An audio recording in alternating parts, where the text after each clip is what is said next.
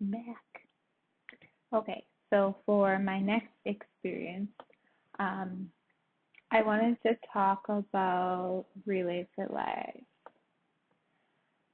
It was a large part of my life for well, quite a few years. Um, I have a very personal experience with cancer in my family. My mom had breast cancer while she was pregnant with me. Um, she passed away 6 weeks after I was born, so I was a premature baby. Um, and then there has been breast cancer from my great grandma to my auntie just recently, and then on my mom's side of the family, her mom also had breast cancer, and there has also been cases of heart disease and heart attacks throughout my family.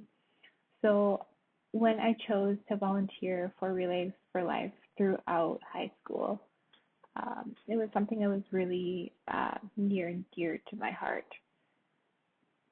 Um, during one of the years when I did volunteer, I went with one of my best friends. We both signed up for together. We wanted to volunteer the whole weekend, regardless of how long it took. Didn't get much sleep, but there was lots of pizza. It was great. But um, I think it was the most rewarding experience that I have had so far. It was just really humbling to be able to provide such an event and experience for people who are going through all of these tough times and struggles. Um, me not knowing personally what it feels like to have someone going through it at the time, but knowing how much that they are putting in and the work that they're putting in to be able to survive uh, such a hard experience. And I think the best part for me was when we were lighting all of the lanterns um, that year. We had put everyone's names on these white plastic bags, paper bags, and you wrote in memory of or thinking of if they were still recovering. And we went around and put little candles in each bag. And then we turned off all the lights in the stadium, and all that was shining for the rest of the night were these lights in the paper bags. And it was almost like each individual person that their name were on the bag, they were there with us. And that really struck home for me, especially that I had one there for um, my mom and for my great grandma and for other family members. And it really made me think about different forms of disability.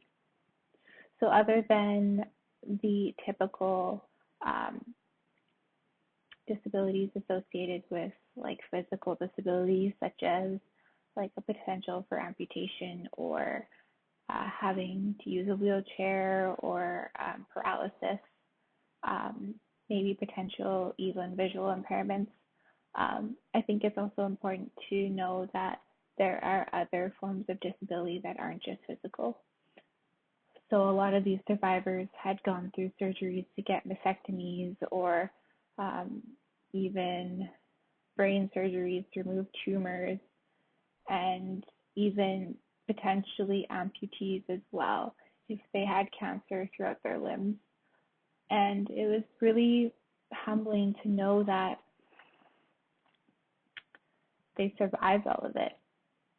And not only along with that potential for the physical disability, they also have that now emotional and psychological disability from going through such an experience. And I think it's really important to remember that um, disability isn't only physical. And I think that's the point that I really realized that disability is such a wide array of things, and we can't just narrow it down into one simple category. Um,